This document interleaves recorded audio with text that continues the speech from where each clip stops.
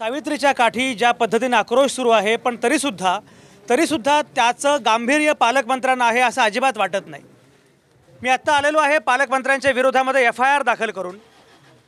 MIDC police स्टेशनमध्ये आम्ही पालकमंत्र्यांच्या विरोधामध्ये FIR दाखल केली एवढ्यासाठी की त्यांनी कायदा सुव्यवस्थेची वाट लावलेली आहे। जर पालकमंत्री या प्रकारच्या गोष्टी करत असतील तर बाकीच्या सर्वसामान्य माणसांनी काय करायचं? त्यामुळे पालकमंत्र्यांच्या विरोधामध्ये गुन्हा दाखल झाला पाहिजे आणि मुख्यमंत्री की जे गृहमंत्री पण आहेत त्यांनी या संदर्भामध्ये ठोस कारवाई केली पाहिजे। मी स्वतः मुख्यमंत्र्यांना पत्र लिहिलेलं आहे आणि त्या पत्रात हे म्हटलं आहे की पालकमंत्र्यांच्या विरोधामध्ये जोपर्यंत कारवाई होत नाही तोपर्यंत आम्ही अजिबात गप्प बसणार नाही। हा प्रश्न प्रकाश मेहतांच्या एकट्या दुकट्या माणसाबद्दल अजिबात नाही आहे। प्रकाश मेहता अनेकांचे मित्र आहेत, माझे पण मित्र आहेत, मुद्दा हा नाही आहे। प्रकाश मेहता आमच्याकडे येतील, चहा पिऊन जातील, काही प्रश्न नाही आहे। पण प्रकाश मेहता जर पालकमंत्री म्हणून या प्रकारची मस्ती, या प्रकारची मुजोरी करणार असतील तर मात्र ती अजिबात खपवून घेतली जाणार नाही। आणि हा संदेश देण्यासाठी जाणीवपूर्वक आम्ही गेलो होतो पोलीस स्टेशनला, त्या प्रकारची FIR दाखल केली। पुढे काय होईल ते बघत राहू, पण काही घडलं नाही तर आम्ही गप्प बसणार नाही। आणि त्या संदर्भामध्ये बोलण्यासाठी मी मुद्दाम काही लोकांशी बोलतो आहे आणि माझ्यासोबत माणिकराव जगताप आहेत। माणिकराव जगताप माझे फार जुने स्नेही आहेत आणि अलिबागमध्ये मी असताना मला अनेकदा नियमितपणे आमच्या भेटी व्हायच्या। आता खूप वर्षांनी या निमित्तानं भेट झाली। प्रसंग दुःखद आहे, पण तरीसुद्धा मी माणिकरावांशी मुद्दाम या अर्थानं या महत्त्वाचं मानतो आहे कारण गेली अनेक वर्षे रायगडचं नेतृत्व करणारे, या तालुक्याचं नेतृत्व करणारे असे माणिकराव जगताप आहेत। त्यामुळे रायगड जिल्ह्यामध्ये काय चाललेलं आहे, त्याची अवस्था काय, टोपोग्राफी काय, इथले प्रश्न काय आहेत, याच प्रकारचा एक डिझास्टर, याच प्रकारची एक आपत्तीसुद्धा ते स्वतः आमदार असताना त्यांनी हाताळलेली आहे। त्यामुळे हे सगळं त्यांना माहिती आहे। माणिकराव जगताप 2005मध्ये 11 वर्षांपूर्वी तुम्ही एक डिझास्टर हाताळलं। आत्ता माझा मुद्दा असा आहे, कारण बाकी आपत्तीबद्दल आपण बोलत राहू, आपत्ती व्यवस्थापनावर पण आम्ही काही गोष्टी वेगळ्या करतो आहोत, पण मुळामध्ये पालकमंत्र्यांना या विषयाचं गांभीर्य ज्या प्रमाणात पाहिजे त्या प्रमाणात नाही असं आमचं म्हणणं आहे। तुम्हाला माजी आमदार म्हणून, इथले नेते म्हणून काय वाटतं? नाही, मुळामध्ये महाडची घडलेली घटना जी आहे सावित्री नदीवरची ही दुर्दैवी आहे आणि सगळ्या क्षेत्रातले लोक आज या ठिकाणी काम करत आहेत। NGO आहे, आपण मीडिया आहे, या ठिकाणी असणारं प्रशासन आहे, काम करत आहे। त्याचबरोबर या ठिकाणी काल जो दुर्दैवी प्रकार घडला, पत्रकारांच्या संदर्भामध्ये घडला, जो पालकमंत्र्यांचा घडला, तो दुर्दैवी आहे, असा घडायला नाही पाहिजे होता। कारण शेवटी मीडियाच्या माध्यमातून नातेवाईकांपर्यंत आणि ह्या देशातल्या जनतेपर्यंत आपण पोचतो।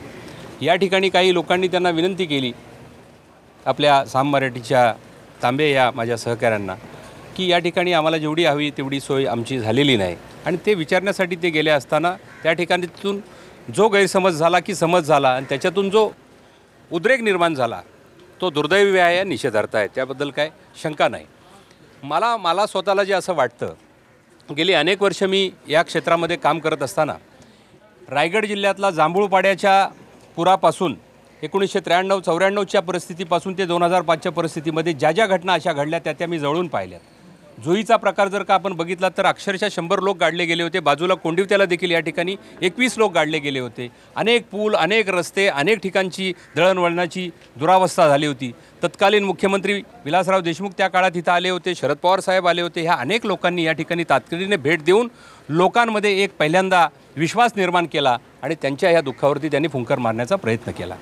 आज हे मी उदाहरण एवढ्यासाठी देतोय की ही सगळी जी माणसं होती ही ग्रामीण भागातून नेतृत्व करणारी आणि प्रसंगाला सामोरे जाणारी माणसं या ठिकाणी होती।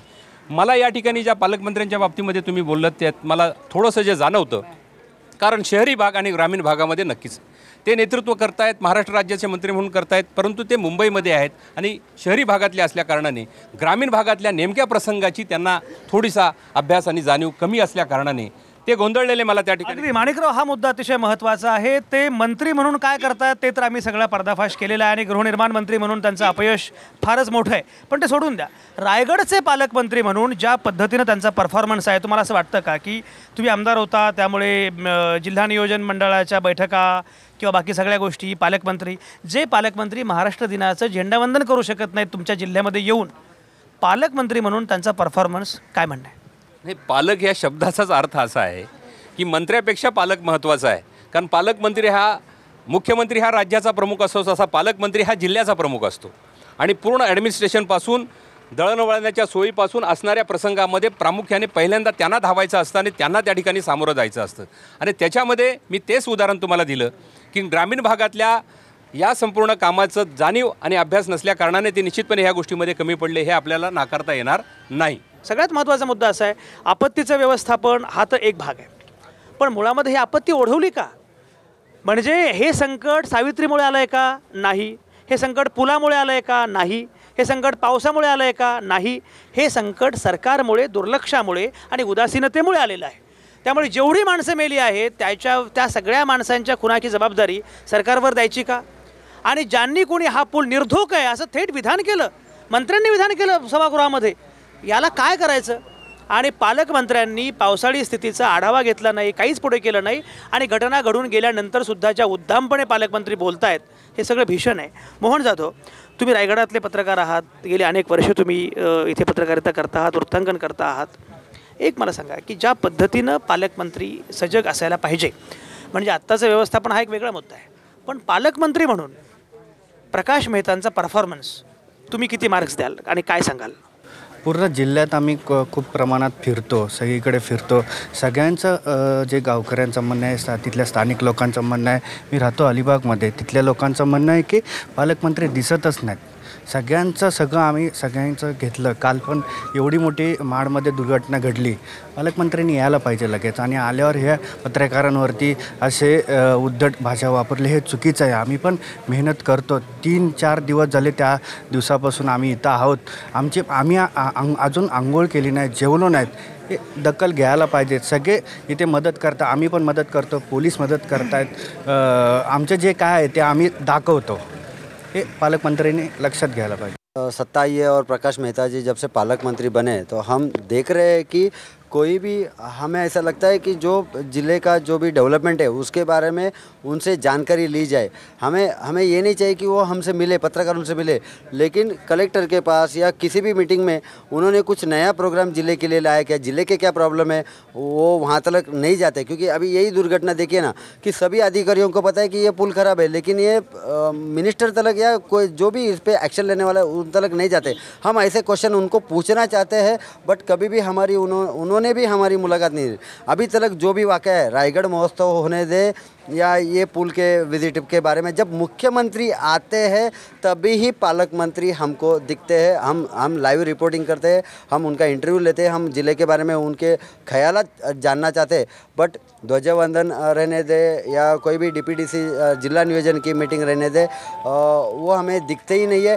इवन जो पेड़ लगाने का जो प्रोग्राम था गवर्नमेंट का, वो पेड़ लगाने के प्रोग्राम में भी उनका उरण में कुछ प्रोग्राम बनाया गया था, लेकिन हम लोग वहाँ पर पालक मंत्री आ रहे, वो पेड़ लगाएंगे, वो हमको कैद करना था, लेकिन वो वहाँ पर भी नहीं आए, वो आते ही नहीं है. और जो भी पत्रकार ने, तांबे जी ने जो भी क्वेश्चन पूछा है, वो क्वेश्चन एकदम बराबर पूछा है कि लोगों का गुस्सा उनके ऊपर है. लोगों ने उनके खिलाफ अर्जी भी दी है कि आप राजीनामा दो, और वो जायज़ सवाल था. उनको कहाँ पर तो लगा कि सही सवाल पूछा जा रहा है, इसलिए वो भड़क गए. ऐसा ही हमको यहाँ पर दिख रहा है. जो पूल कोसळला आहे ते कार्यक्षेत्र माझंच आहे आणि ह्या पुलासंदर्भात वारंवार आम्ही बातम्या स्थानिक वृत्तपत्रातनं प्रसिद्ध केलेल्या आहेत. आणि हा पूल धोकादायक आहे अशा बातम्यांचा पाठपुरावा गेल्या 2 वर्षापासून आम्ही करत आहोत.